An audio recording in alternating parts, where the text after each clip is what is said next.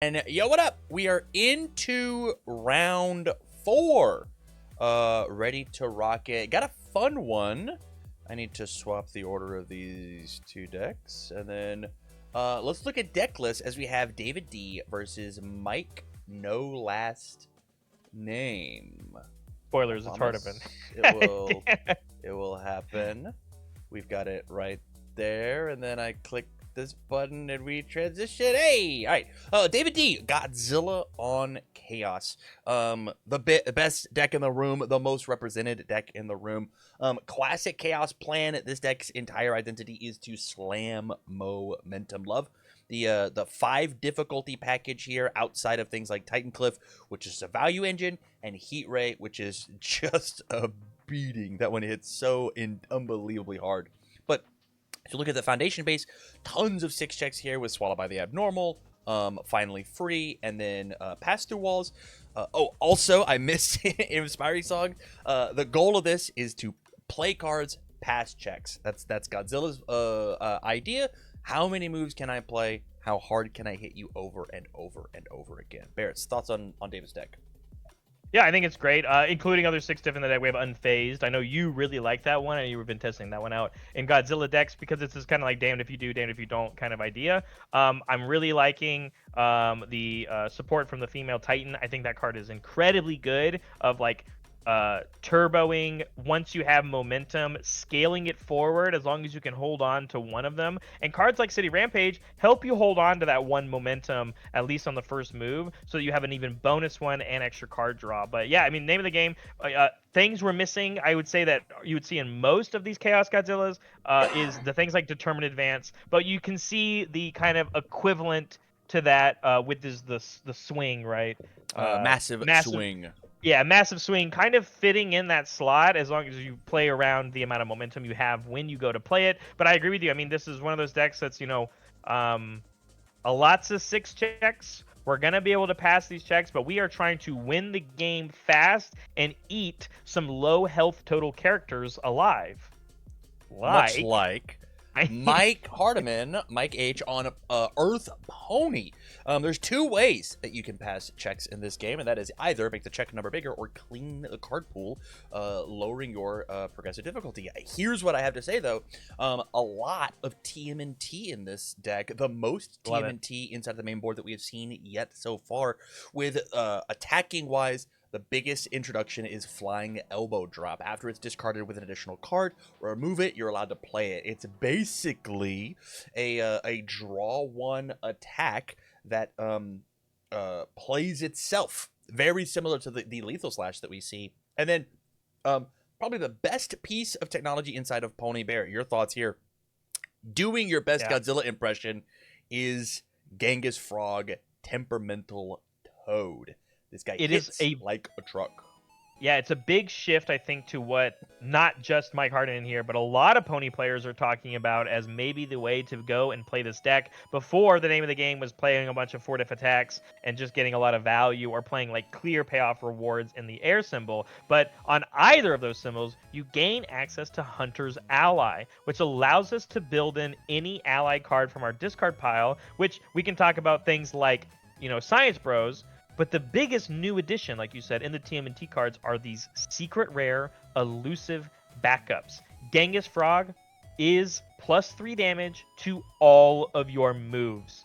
If you build that in as your first attack for the turn, in a character that has never given damage ever in its entirety, it is a big dynamic change to this deck, because she's already good at giving speed or giving minus speed. I even love the 1x copy of Mondo Gecko in here as well, because like you also have the air symbol, and that has a tune on it. And knowing that getting some extra speed offensively and defensively is huge for this character. I think the explosivity that we're going to see from this Pony deck is going to change how people were looking at it, or maybe even underestimating this character. And I say that because everyone always talks about this character ever since the existence of her, but nobody registers her, Tam. Yeah. Nobody plays this character, but every time someone does, or a few people do, she does top cut an event. And this is a new version to play that deck, and I'm really excited to see what Mike is going to show us. Even still playing the 2 checks on the Lethal Slash here, I think we are going to see a slobber knocker of a match here. Totally agree. And here it is. We've got them playing. Once again, for everybody at home, we are watching this at 1.5 speed with David on Godzilla going first, trying to play out as many cards, checking purely blank white cards the entire way through. Build 3 from Godzilla, not quite what we're looking for, but it is the average here of 4. Oh, the ooze. The ooze frog is nuts. It's bright. I love how manly Mike is, just like ripping all these 3 diffs off the top, knowing that we're playing the lethal slashes. And we just checked knows one. what's going on. Yeah, so we lost Pony, and I think there is some very important things to note about if David chooses to play an attack here. Getting 1 Pony enhanced defensively matters a lot for this character, and you're just not going to have access to do that here. But at the same time, the potency of what the new version or this version of Pony is trying to do in the format means you can get away with playing less attacks in the game, because they hit a lot harder if you pull off the thing that you want to do, which means you need less Pony counters. It's going to see how it works. I say pony counters, horn counters. But leading things off with the City Rampage, and it looks like we checked a 5 on it, which is the scariest check really for the turn. And then here we have, but because of the City Rampage, this is a fast Hybrid Chimera Kraken on a 6, and we checked a 5, tapping 1 sideways. And this is really good, but we choose to hit the Shobujin's Message instead of something like the Science Bros. Yeah, that tells me that we have a lot of gas in our hand, and we have the pluses to our checks. We need them to not reduce our checks because we have way, way, way more coming. Yeah, absolutely. And then also during this enhance, we saw one of the key foundations that David built, which is Finally Free, another one of those 6 checks for the deck, but it's also a 3 difficulty attack that says E-flip. Add the top card of your deck to your momentum. It immediately gets us rolling for characters like Godzilla, and we didn't even need to use the check grease. Here comes another Vast Hybrid Chimera Kraken on a 7, but we checked a 7, and so we're immediately going to pick another piece on the board, and maybe this is why we didn't hit Science Bros, because we'll just do it right here after our first one gets blocked by that flying elbow. Makes sense. Opts to go for the Kirishima's Assistance. Very good at stopping the disruption after your attack is partially blocked. Stop any seal the block. I'm not sure what kind of breaker or disruption we could possibly have over here as the Godzilla list, but it looks like going in for another block, failing this one, taking a massive hit, 10 on the chin, down to 12 as Smashing Stomps comes in. Bear, we're gonna see a turn 2. I mean, it's already looking very scary. This is another 10 damage move right here. We gave +2 to our check. This one greases it up a little bit more. +1 to our next check. It's going to be based off of a check and what we have in our hand, but we're down to 2. Draws a random card off the top. It could be the attack we need. Everybody hold your breath. We do some math? We're doing math. This looks like math to me. Looks like we're going to give the ghost. Looks what like not. Incredible turn 2 by David Diaz, taking and doing 20 entire damage. But it looks like, is there one more? What can Pony do on 3 ready foundations?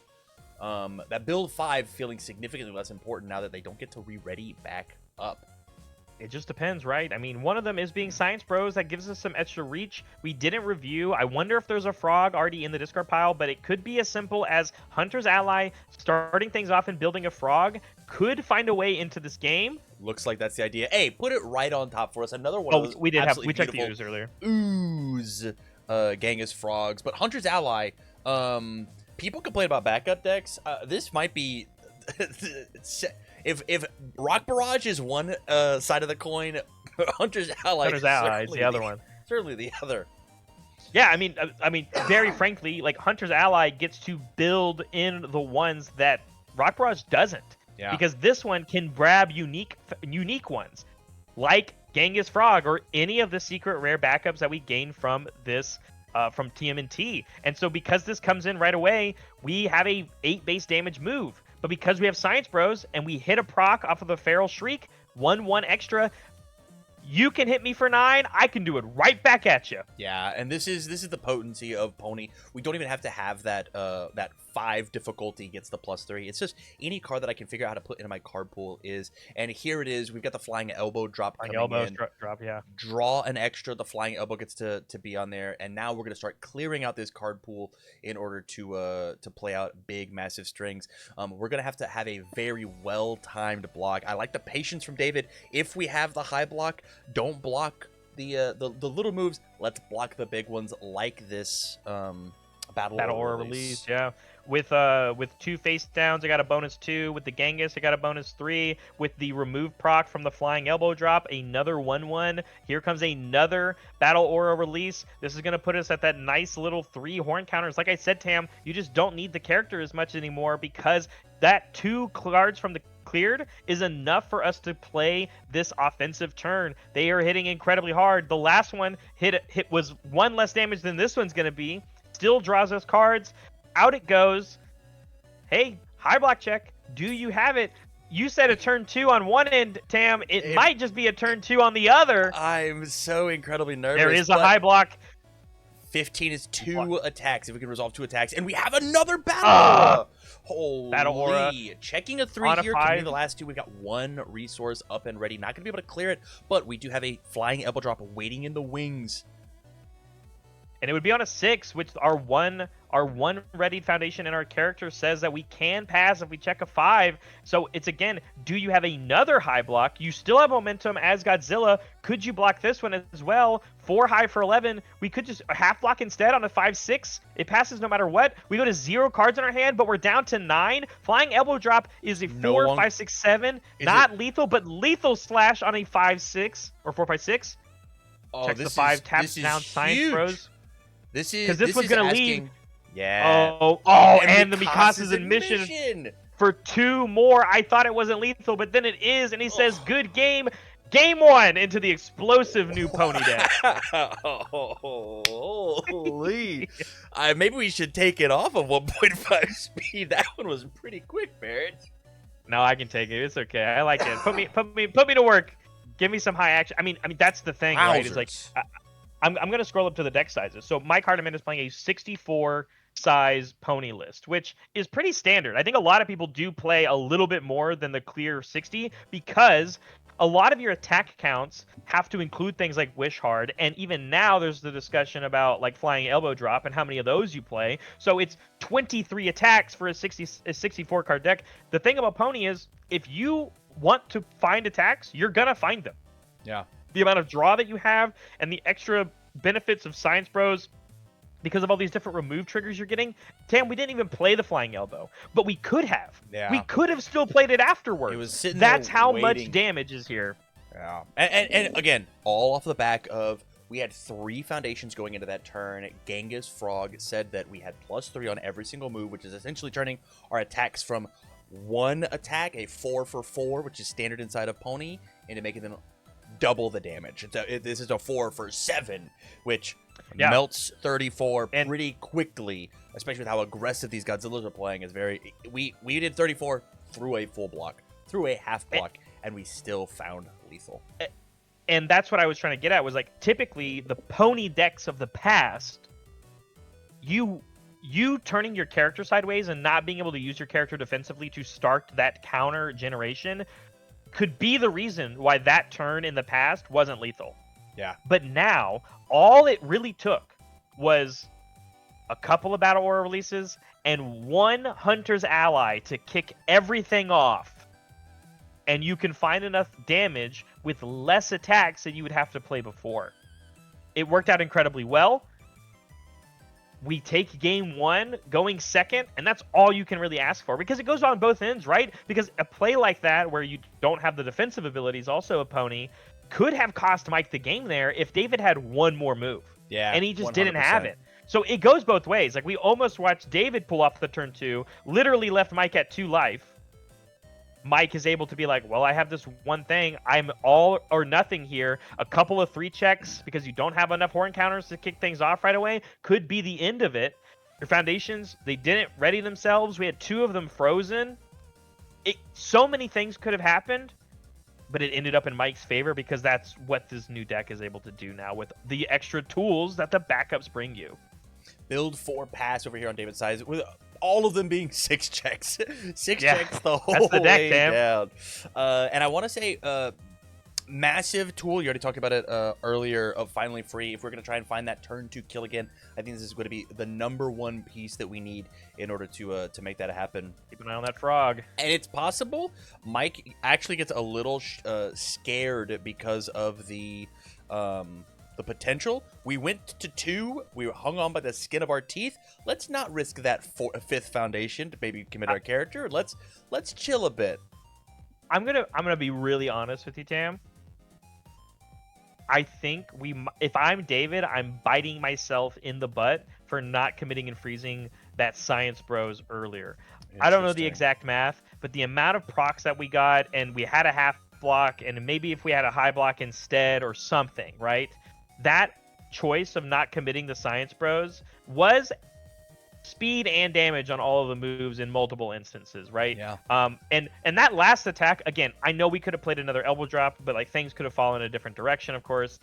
It could have just even been a reason why Mike would have taken a turn off, and you maybe would have lived or something, and maybe not because we were at 2. But this, I think, was a much scarier stage. That if David started with another Vass hybrid, which we didn't, we're kicking things off with this massive swing, of course.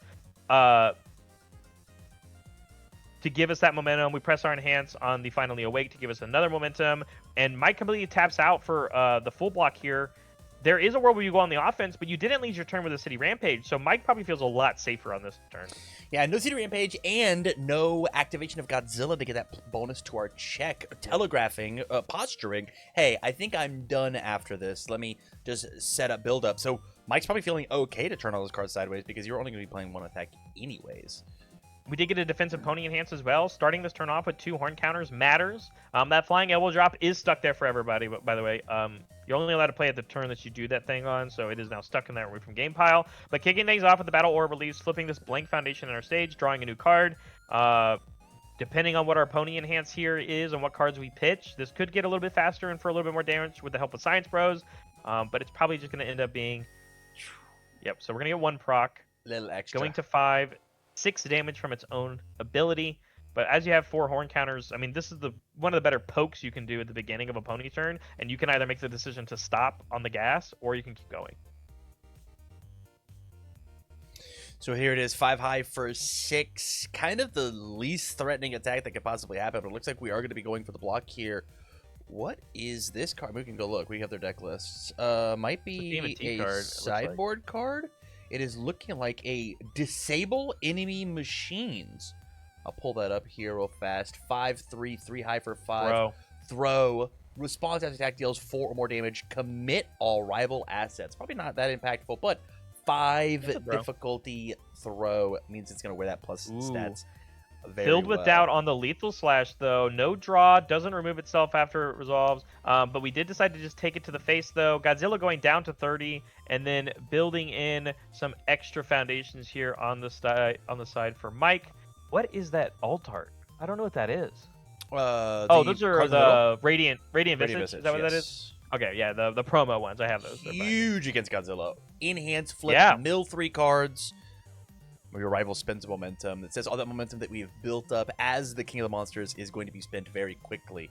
In order to start getting pluses to our check, we're going to have so much momentum generation, and currently we just don't have it. And he said, it's so impactful, I need you to get it off the board. Let's activate Godzilla, discard the entire hand, including 3 attacks, to build out 2 and say, hey, I need you to figure out what the rest of your turn looks like. But the 2 that we chose to build is not bad, one of which increasing our hand size next turn. So asking Mike to build better again, not having the Science Bros, I think matters. Building this do-nothing foundation like Mikasa's admission feels a lot better. These foundations are not as good aside from the return to normalcy. But again, if you only have 1 impactful foundation, Tam, things like Vass Hybrid Chimera Kraken will eat the stage alive. 100%. Yeah, and the only thing that really matters here is just that moment of normalcy. Turn that sideways. Make sure that we utilize the Godzilla pump best that we can, because I'm not positive we're going to have a ton of impact play here on the on defensively as the King of the Monsters. I think we're trying to figure out, do we lead? We're trying to figure it out.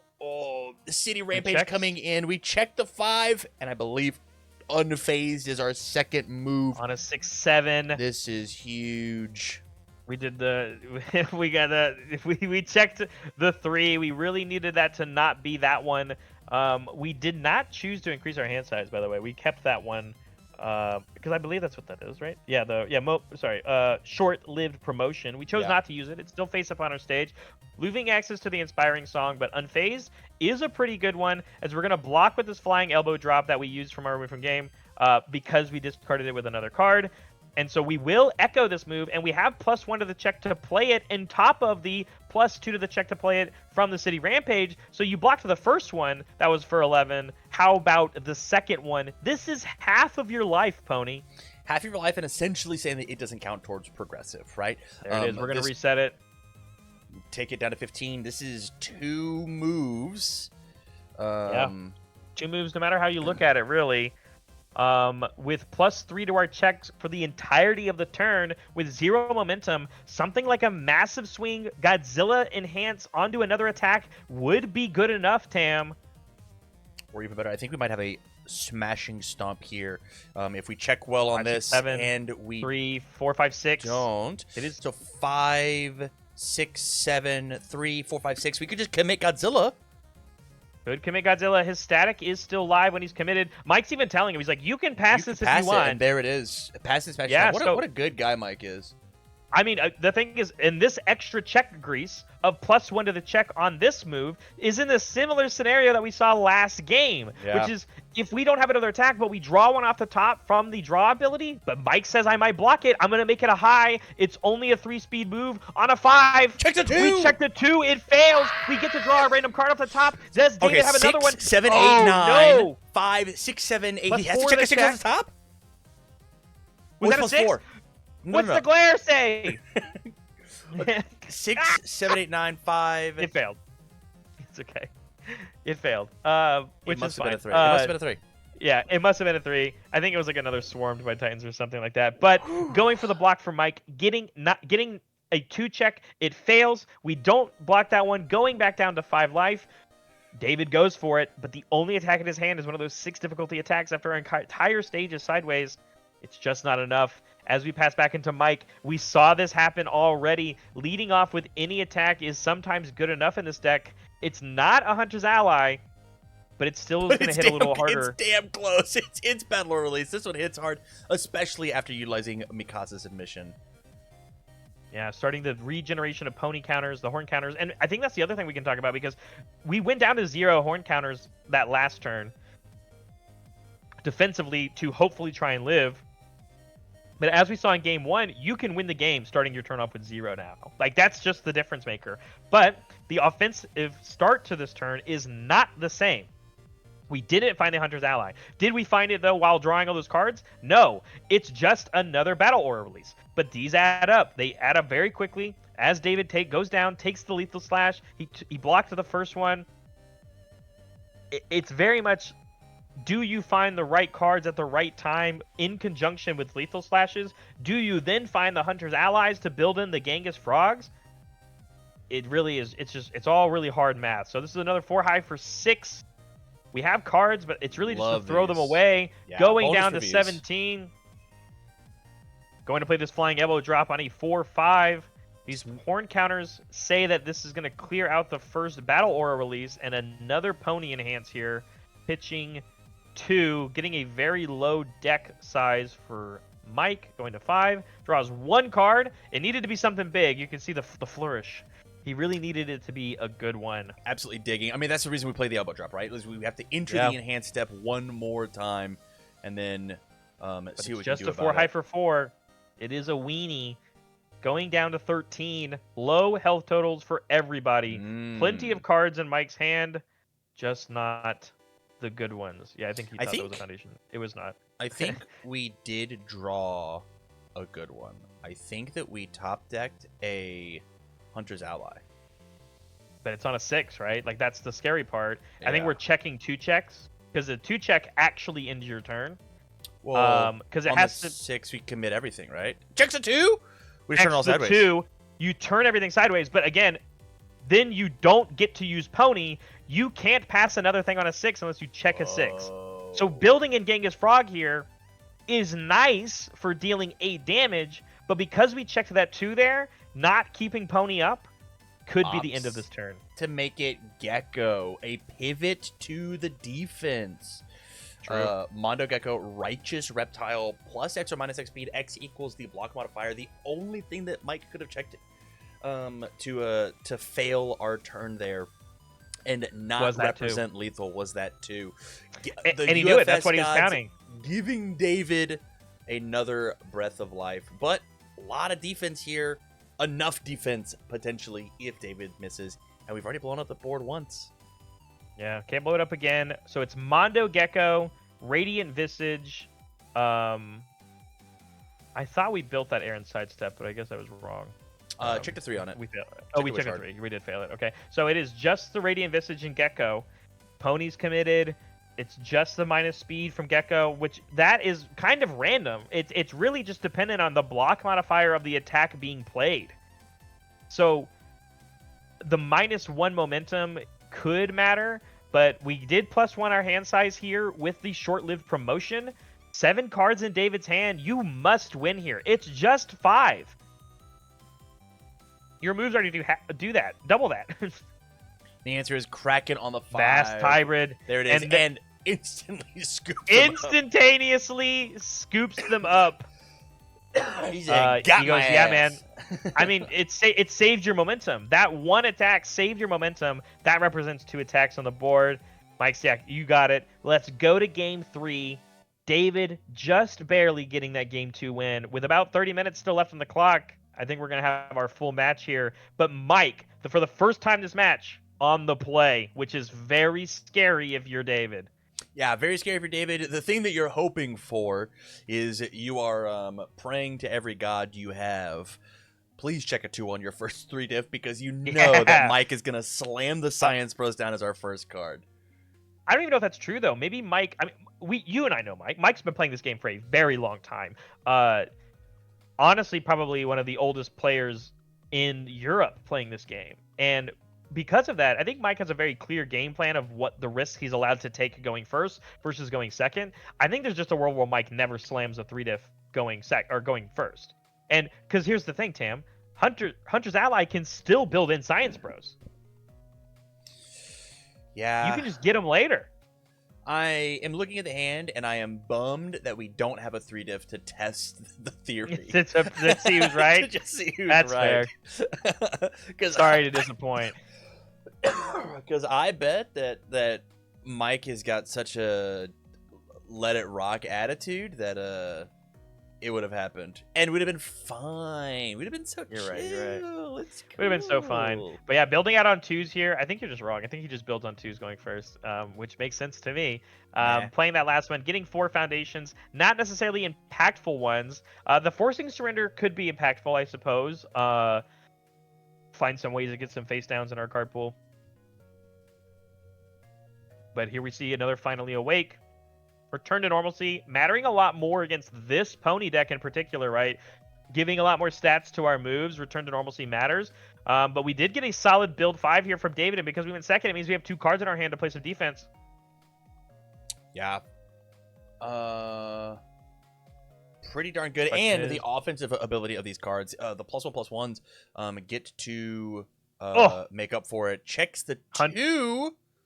Hunter's Ally on a 5. There weren't any backups. No Frog, no Gecko, but there is a Science Bros. It is a foundation, so checking the 2 here, not entirely disastrous, as we now get to discard both of these remove procs, giving us 2/2, admission, giving us 2 more damage, and we still get to draw our 1 card and get our 2 horn counters. Very good stats on this move. 6 high 9. Godzilla stats. Sends it and takes it to the face. I think David is holding on to some serious attack cards and is just going to wait for Mike to present lethal. Or not. Check on a 4/5, checks the 3 on it, has to make a very critical decision to either even play this move or tap our board almost completely sideways. And it seems like that's what we're going to do. Oof. Really valuing Pony. Plays the Filled with Doubt, sealing the lethal slash, meaning your card pool actually won't be clear. And he goes, yeah, man, I'm not even going to Pony Enhance here. Just send it. Take the 4 as Mike goes and puts the flying elbow drop back into his discard pile. Love that very play heads right up play. Very good. I don't think you're gonna get to the cycle of this one, buddy. I think he did last game, so David is for sure gonna come out swinging this turn. If I was Mike Hartman, I'd be nervous about what happened. Yeah, Um, 2 foundations already in the stage, and they're not super great. I mean, Saving Bakugo has some relevant text when it comes to defense, but like that's not what Godzilla is doing. Right? We're not flipping cards on our opponent's stage. Leading things off with the City Rampage, it checks. This could be very scary if you're Mike Hardiman. We saw how game well the second City Rampage on a 6, no. and we checked it. The massive swing on a 5/6/7 with +4 to our check Wowzers. comes in with the 2/2, comes in with the 3 damage. It's for 11 damage. It's already for half of Pony's life. Gives Wow. us some momentum. Finally Awake gives us another momentum, and all of a sudden I'm shaking in my seat watching Mike maybe lose this game right here and now. All to the back of that 2 check. He turned his entire stage sideways from a 2 into a 3, and there's now no more recovering to be had. Man, I don't see how David makes this play without the gas to finish the job. And Mike says that I want to have the horn counters to redraw. He says that I'm going to guarantee make this block happen. One block is going to matter. Wow. Question is which one is it? Is it this one? He's saying it's this one. Let's minus speed on this one, and then we're going to change the zone. It's a low. This is on an 8. Check the 5, 6, 7, 8. He said 2 more attacks, please. Oh, and here's another one. This is another half your life total. And because we didn't even use the Finally Awake. I was going so fast, but like we didn't even press the button. But again, you know why? It's because we have another massive swing. We went down to 0 momentum. We have to play our momentum correctly. This is going to tell us right away if there's a third massive swing here. But again, the first one was for half your life total. This one's for half your life total. Mike's like, yeah, man, I can see the writing on the wall. Play it out as much as you'd like. Gives it a powerful bump as well. 5, 6, 7, 8, 9, and the handshake. There it is. Swing, swing, stomp is the sound of Godzilla ruining Pony. Wow. What a crazy game. That was sick. We said it was going to be a slobber knocker, and I think all 3 games showcased different aspects of both of these players' decks and their play styles very, very well. But in the end, even losing game 1 after the explosivity turn 2 that Mike Hardiman did, David gets it back. And I think sick. that's huge. That's Teo in chat says the Geneva Convention needs new annexes clearly. He said that should be illegal. That's unfair. But I mean, that was dope. That is when you put 2 aggro decks here against each other in UniVersus. I mean, it makes sense.